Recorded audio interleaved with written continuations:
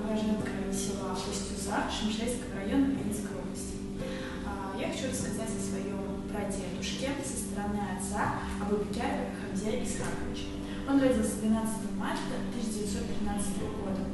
В 1941 году он был призван в села Неверкино прямо со своего места работы. Работал он тогда трактористом. Дома остались трое детей, жена и престарелый отец. В Крыму на Малой Земле попал в окружение, оказался в плену. Но по случайному стечению обстоятельств один австрийский фермер приютил его.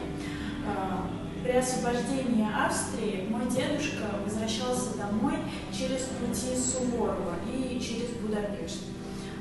До 1945 года числился пропавшим без